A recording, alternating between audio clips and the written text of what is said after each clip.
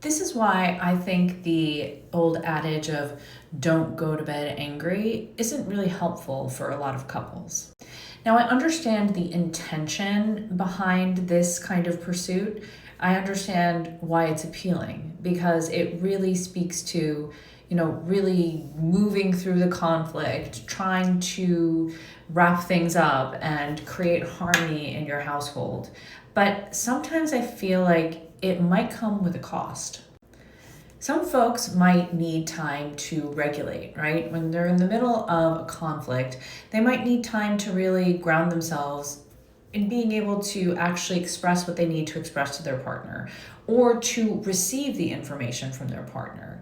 So, trying to wrap things up quickly and just go to bed in a way that feels like, okay, we, ticked the box, we checked it off, we did the thing that we're supposed to do, which is not go to bed angry.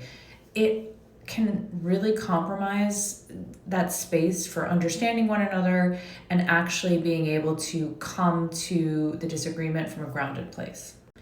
So, especially if it's a conflict where you are trying to get your point across, you're trying to get them to understand something, fundamental about, the disagreement or where either of you stand on either side of this issue, it's okay to take that time to regulate, rest, and most importantly, readdress it. So I'm not suggesting like go to bed angry, don't deal with it the next day, don't deal with it for days and days. That's not what I'm saying.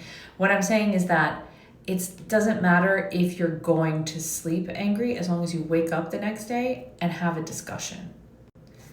Now, this might be hard for some folks who have different kind of experiences with conflict and what they witnessed in the household when they were growing up. So if you decide to practice this and try this, just letting each other know like, okay, we haven't resolved this issue right now and we're not feeling 100% settled, but we make the commitment to be kind to each other, to have the conversation tomorrow, and nobody's going anywhere.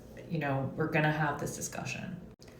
It's from this place of not like glossing over or running through the disagreement where you could really try to understand one another and where you're both coming from, right? I mean, sometimes, like I said, it's like you cannot take the information in because you're feeling emotionally dysregulated or overwhelmed, or the other person can't receive it because they're feeling that way as well. So it's an act of love and care to give each other that space to receive and to express.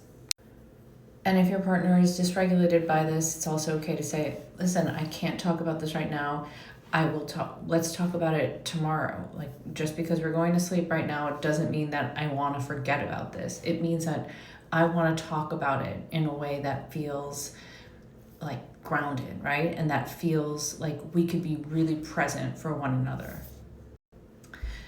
What do you think about not going to bed angry? And would you use this kind of technique?